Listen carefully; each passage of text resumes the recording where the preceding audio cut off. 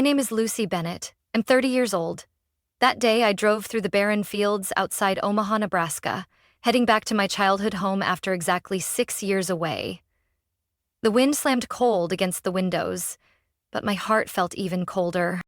In the trunk, my formal military uniform, with the rank insignia of colonel, was neatly hung inside a thick garment bag.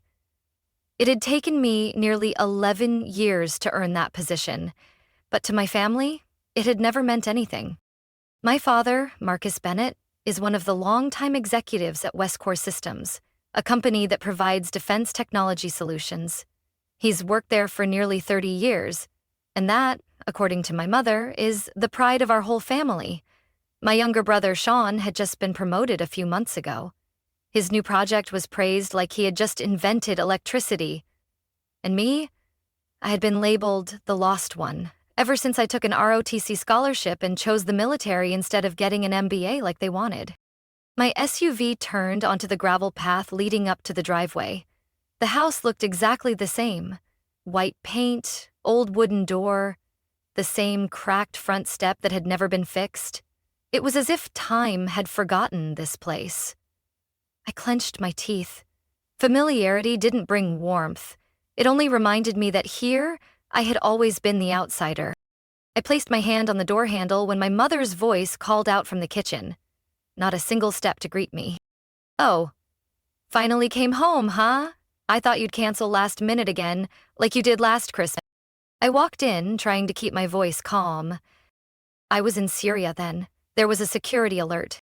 Sure, there's always some excuse, my mother muttered, as if I had made up a traffic jam. The living room walls were still covered in pictures of Sean, college graduation, wedding, award ceremonies.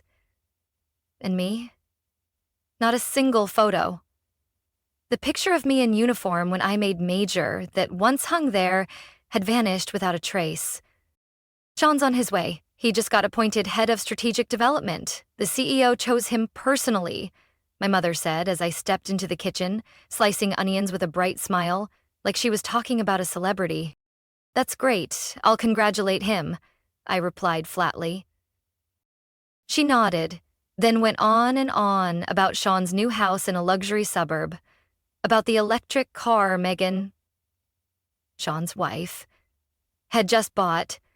Not one word about how I'd been living these past 6 years, not a hint of curiosity about my work. I went upstairs, back to my teenage bedroom. Everything was exactly as it was. Cheerleading posters, college acceptance letters, few old teddy bears on the shelf. As if they only valued the version of me that existed before I made the big mistake. Choosing duty over prestige. I opened my suitcase and pulled the uniform from its garment bag. The navy blue jacket was heavy with medals and insignia, with the silver eagle on the collar. The rank I had been promoted to just 6 weeks ago. I'm one of the youngest colonels at the Pentagon, a specialist in military cyber defense. And Westcore Systems, the company where both my father and brother work, is currently involved in a military contract worth over $1 billion. What they don't know is that I'm the military representative overseeing the entire agreement. I hung the uniform inside the closet, hiding it behind some old college sweatshirts. Tonight I would stay quiet, play the role of the invisible daughter at the dinner table. But tomorrow would be different. I heard a car pull into the driveway just as the kitchen clock struck 6 o'clock. Sean walked in like he was stepping onto a stage. Crisp white shirt, silver gray tie, the scent of expensive cologne trailing behind him. Megan, his wife, followed, empty-handed but scanning the house like she was inspecting it for guest readiness. "Well, the little army princess came home." Sean squinted at me and shrugged. "Heard it wasn't an emergency transfer this time, huh?" "No," I said shortly. "Just wanted to visit." "Right, and grab a free dinner before the company summit, am I right?" He smirked. My mother chuckled along and gave a soft shake of her head. We sat down at the table. My father took his usual seat at the head, his eyes glued to his phone. My mother brought out her chicken soup like it was a Michelin-starred dish. The atmosphere stayed politely dull, until she steered it toward her favorite subject, Sean, you should tell everyone about your new project. The CEO gave it to you personally. Westcore's moving into phase 2 of the ArcLight project, Sean said, full of pride. And Miss Taylor, the CEO, said I had a fresh perspective. I'll be leading both the systems integration team and working with the military side. Apparently, some colonel from the Pentagon is coming to tomorrow's summit to evaluate our progress. Probably some old, cranky hardliner. Sounds like a big deal, Megan chimed in, eyes turning to my mom like she was waiting for a stamp of approval. Of course it is, my mother beamed. Sean is clearly the next generation leader. Just 32 and already handling top-tier contracts. Has anyone else in this family ever done that? Her question clearly wasn't looking for an answer. I set my spoon down and looked around the table. So, Lucy, are you still in the military? Megan asked, part curious, part condescending. Yes, I replied evenly. Still am. That must be exhausting, always moving around like that, my mother cut in. You need stability, a nice apartment, a desk job, the whole soldier thing. It doesn't last forever. I'm fine with what I'm doing, Mom. She nodded, though her eyes were blank.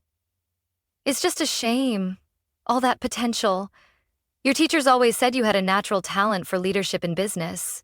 If you'd followed management like Sean, you might be a director by now. I took a sip of water, keeping my expression steady. Just one more day, and all those assumptions would be turned upside down. Anyway, my father finally spoke. Tomorrow's a big deal. I'm presenting to the board. If it goes well, I might be considered for the strategic advisory panel. Everything depends on the military's assessment. Who's in charge of the military side? I asked, keeping my tone neutral. No idea, Sean replied first. All I know is it's some colonel. Name sounds like it came straight out of a classified file, but definitely not someone our family knows, right? Everyone at the table laughed, except me. So, Lucy, are you still a lieutenant or did you get promoted? Sean tilted his head like a child asking about a toy. Let's just say, a bit of advancement? I answered briefly, revealing nothing. Soldiers just follow orders, don't they? Sean continued, not bothering to hide his condescension. It's not like business, where the skilled ones lead. Sean, Megan nudged him under the table, but it was clear she didn't think he was wrong. Seems like everyone here believes the military only follows, I said quietly, setting down my knife and fork. But someone has to be capable enough to give the orders, right? My mother shifted the topic by talking about Sean's upcoming vacation in Maui. My father chimed in about his work trip to Austin. No one asked about my recent mission in Germany or the Pentagon meeting I had last month. I sat there, a ghost at my own family's table, listening to praise and pride directed at someone else. But I wasn't angry anymore. I didn't need to be put on a pedestal. I just needed them to sit still tomorrow. Because in less than 24 hours, the whole family would know exactly who had the authority to approve or reject that billion-dollar contract. The next morning, I woke up before dawn. Omaha's sky was still gray and silent, like it was holding its breath for something about to erupt. I stood in front of the mirror, fastening each button, adjusting each insignia, tightening the belt with precision. The deep, navy blue colonel's uniform hugged my frame, each medal and rank catching the faint light from the bedside lamp. The silver eagle at the collar, symbol of a rank my family never thought I'd reach, was now aligned straight by my own hand. No loose threads, no creases. The car rolled to a stop in front of Westcore Systems' towering glass building at 7:50 a.m. I stepped out, leather heels hitting the pavement with the sharp finality of a war drum. Good morning, Colonel Bennett, the security guard at the gate said, snapping to attention. Good morning. I'm here to attend the ArcLight project review meeting. Of course, Colonel. Right this way. Main conference room is on the 12th floor. Everything is ready. I handed him my military ID and the Department of Defense authorization letter. No questions asked. They had been informed yesterday. Today, the senior military supervisor would be attending in person. The hallway was wide, floor gleaming with polished stone, and every gaze paused as I passed. Some nodded respectfully, others froze, stunned. No one said it aloud, but in their eyes I was no longer the Nebraska girl who dropped out to join the army. The elevator doors opened on the 12th floor. I stepped out just as Sean turned around from a workstation near the conference room. He was smiling, holding a presentation board, but when he saw me, his expression froze. "Lucy?" I straightened my posture, documents in hand, voice calm like a command. "Good morning, Sean. What are you doing here? And why are you wearing—" I met his gaze in silence as my father stepped out from the wide hallway flanked by several board members. He stopped mid-step, staring at me in disbelief. His eyes scanned from my face to the insignia on my collar, then down to the name stitched clearly over my chest, Colonel Lucy Bennett. No one spoke for a moment, until someone finally did. "Colonel Bennett!" The voice of Elaine Taylor, Westcor's CEO, rang out confidently as she entered the lobby. She smiled and extended her hand. "What an honor to meet you in person. I thought today's meeting would be over video." I shook her hand. I felt it was important to be here in person for a more thorough evaluation. Elaine turned to the group gathered around, especially the leadership and tech team. "Allow me to introduce Colonel Lucy Bennett, official representative from the Department of Defense for the entire ArcLight project. From this point forward, all major approvals, including budget, technical milestones, and key personnel, will go through her." My father opened his mouth, as if to speak, then said nothing. Sean took a half-step back, gripping his presentation so tightly the paper crinkled. "We'll begin the meeting in 10 minutes, Ms. Taylor announced. Colonel Bennett, if there's anything you need before we start, let me know." "Thank you. Everything is in order." I walked into the conference room. A seat had been prepared, directly facing the screen. My name was already printed on the placard. No longer the Lucy, forgotten after dinner, but the only person in that room with the power to say yes or no. My father and Sean entered last. They sat near the far end, 3 seats away from me. I didn't turn around. I was opening my laptop, reviewing the technical assessment, scanning through security metrics and unresolved vulnerabilities in Sean's team's system. The meeting began at exactly 8 o'clock. Miss Taylor's introduction was brief, just 1 minute, before she turned toward me with unmistakable respect. "Colonel Bennett, the floor is yours to present today's evaluation objectives." I got to my feet, voice steady, though not raised. The ArcLight project is a $1.2 billion contract directly tied to national cybersecurity. My task is to assess progress, verify technical compliance, and ensure there are no vulnerabilities that compromise implementation. My eyes swept across the room, then paused briefly on Sean. Any error, no matter how small, can result in project suspension. I expect full cooperation from everyone. The room went still. One thing was now undeniable. I was no longer someone they could overlook. The meeting ended just before noon, under a heavy silence from my family. I got to my feet and packed up my documents as Ms. Taylor extended her hand again, this time in front of the full executive board. "We're truly honored to have you personally oversee this project, Colonel Bennett," she said. "I believe the entire company now understands the significance of your role." I remained composed, though I could see from across the table that my father's gaze had become unsteady. After the meeting, a young employee approached me with a cup of coffee. "Colonel, Mr. Marcus Bennett is waiting for you in the auxiliary conference room on the 10th floor. Mrs. Linda and Mr. Sean are there too. They said they'd like to speak with you privately." I had known it was only a matter of time before they would. The 10th floor meeting room was smaller, with softer lighting, but the atmosphere was tight as a drawn bowstring. All 3 were already there. My mother sat upright, hands clutching the handles of her purse in her lap. My father remained by the window, staring at the parking lot but clearly not seeing anything. Sean leaned against the wall, arms crossed, shoulders slightly hunched as if trying to shrink himself. I entered, standing tall, still in uniform. "You asked to see me." No one spoke for a few seconds. Finally, my mother was the first to break the silence. Lucy, what happened this morning? Is it true? Are you really the military supervisor on this contract? Yes, I answered directly, and I have been for 6 months. My father turned around, his face pale. 6 months? Half a year? And you didn't say anything to us? I called, I sent emails, texts after every promotion. I even invited you all to my promotion ceremonies. Each time I got in a meeting, not convenient, or just silence.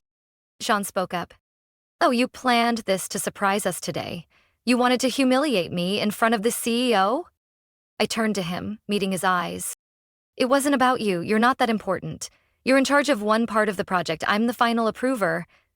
And I didn't do it to put anyone in their place. I did it because it's my job. You really think you're better than me? Sean scoffed, though his voice lacked confidence.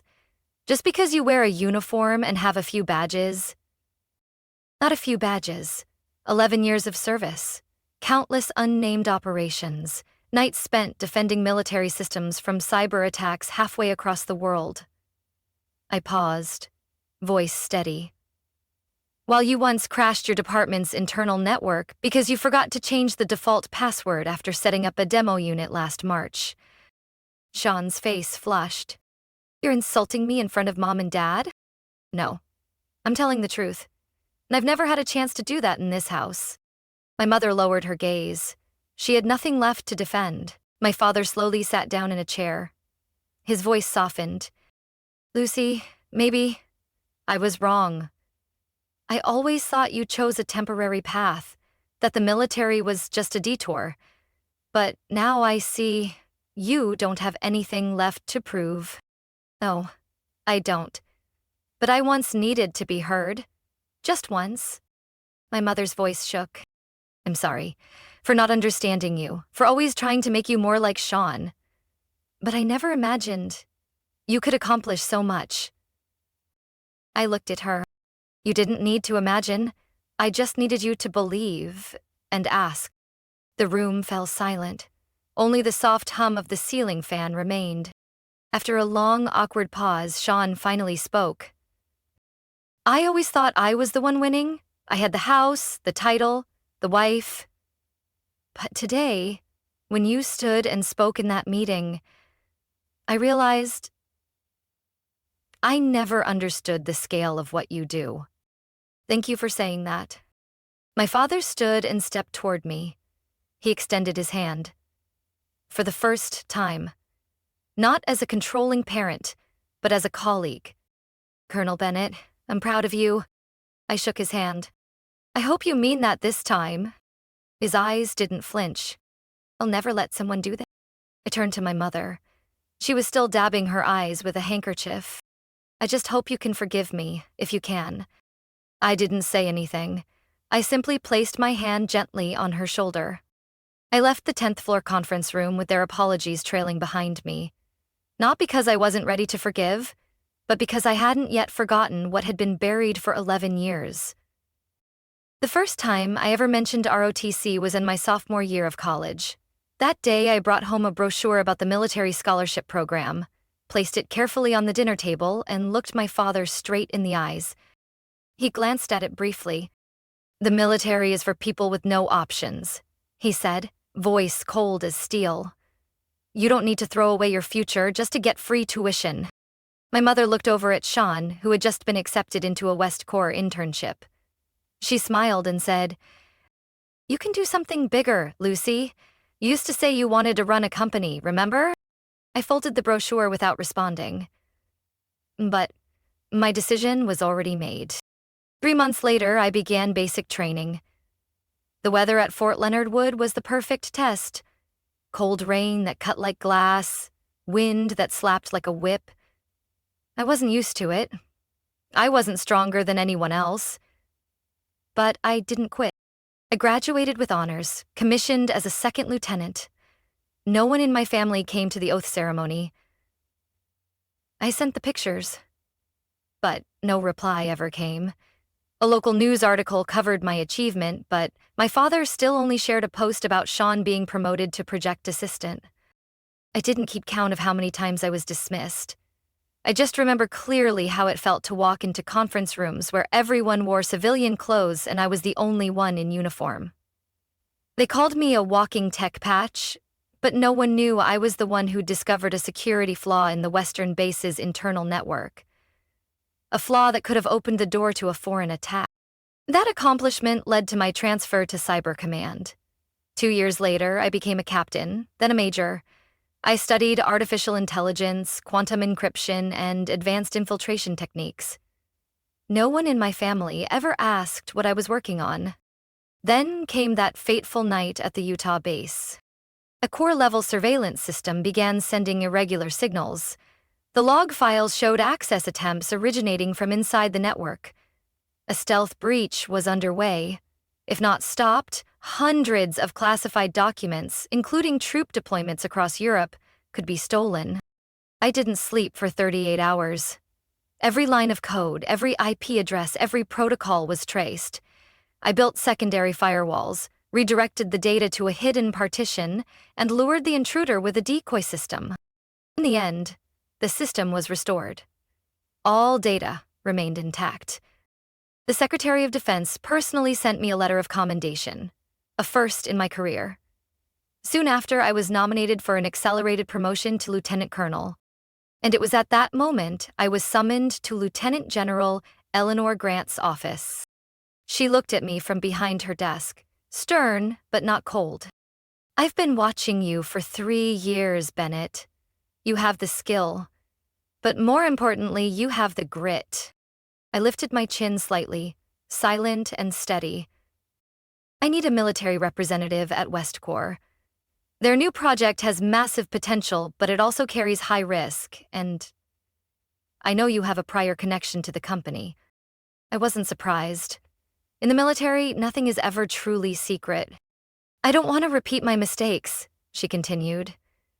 "I've seen major projects fall apart because the wrong person was sent to supervise, but this time, I'm choosing you." Just 5 weeks later, I was promoted to colonel. The pinning ceremony was held in the main hall of the Pentagon. The generals rose to their feet and applauded. General Grant personally affixed the insignia to my collar.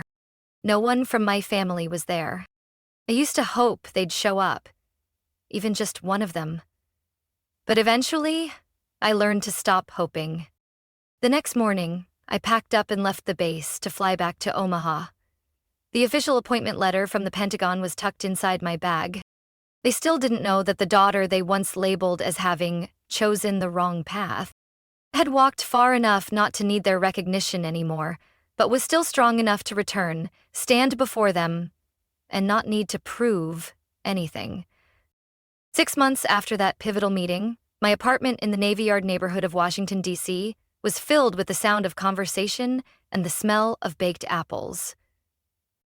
I had moved here right after being appointed lead strategic analyst at Cyber Command. The apartment was spacious. 2 bedrooms, a balcony facing the Potomac River, bathed in sunlight all day. I didn't choose the place to impress anyone.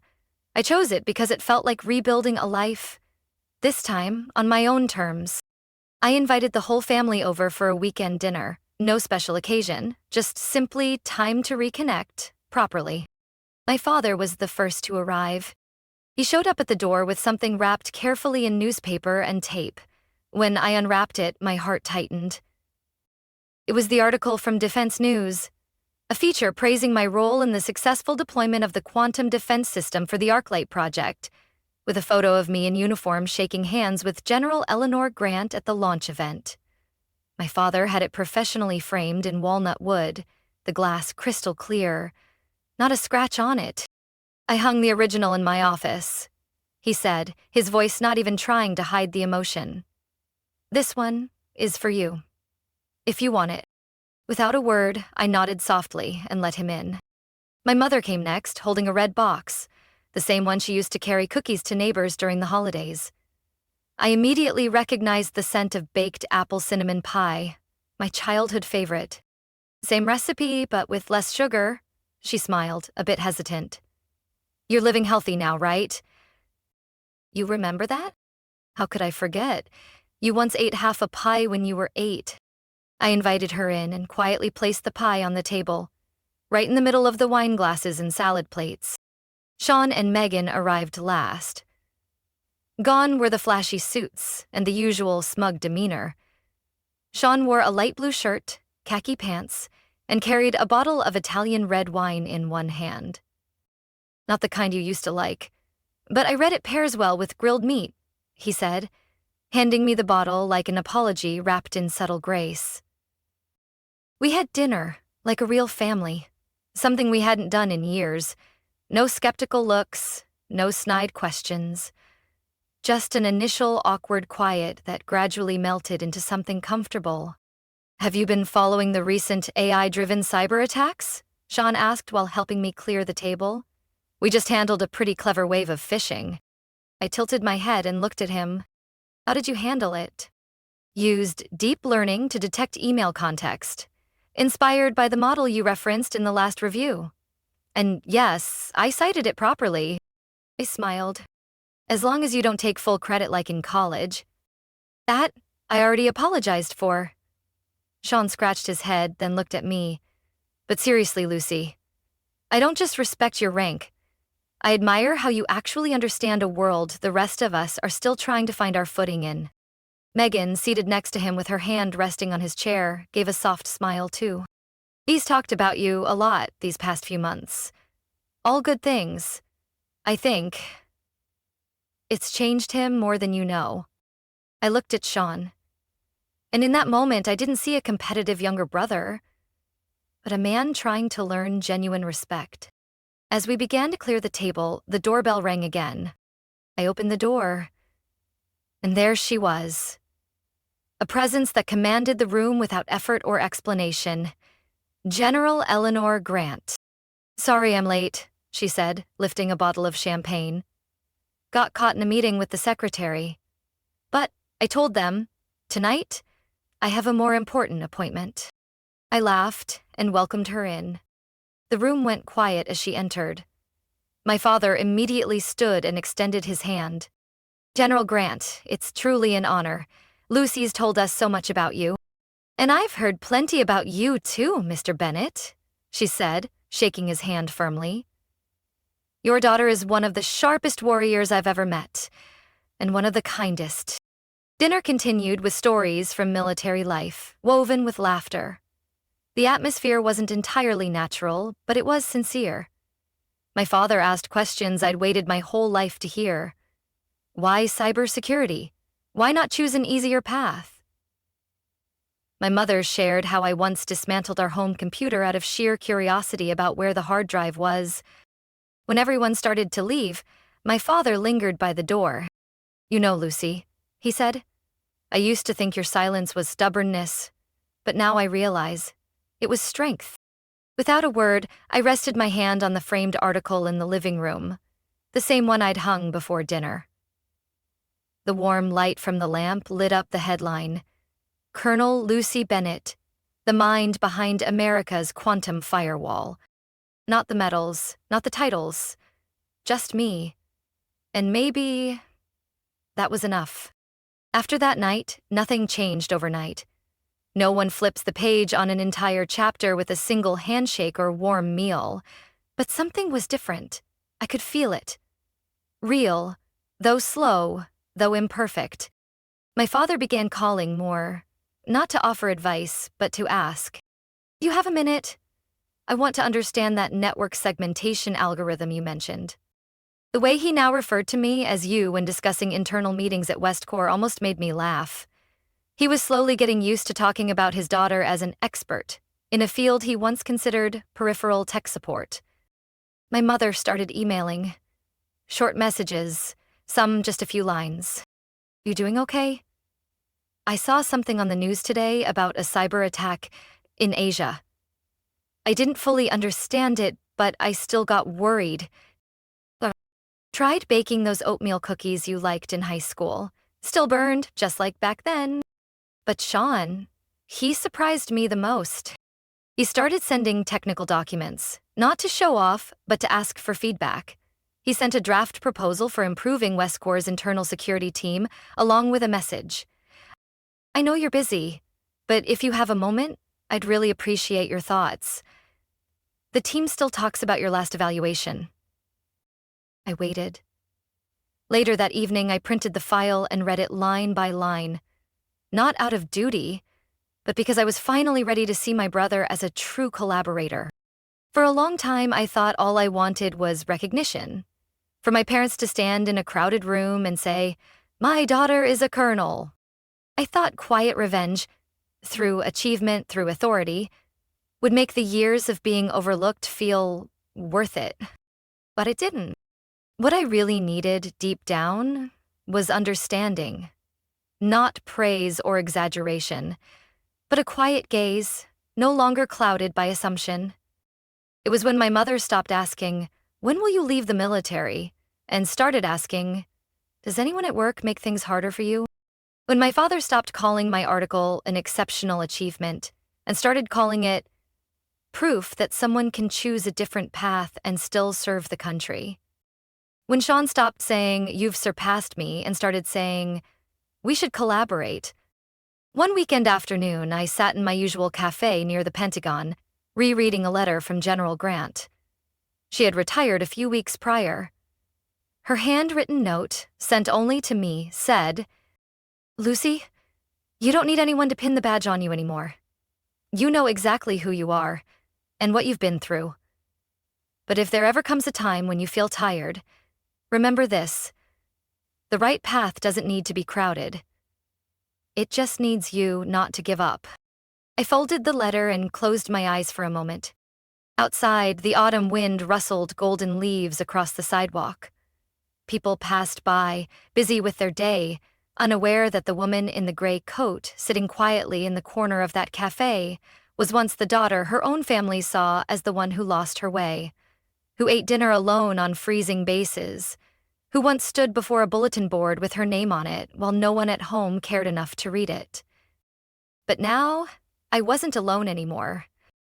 We were no longer a perfect family, but we were rebuilding, through truth, effort, and each slow, sincere word.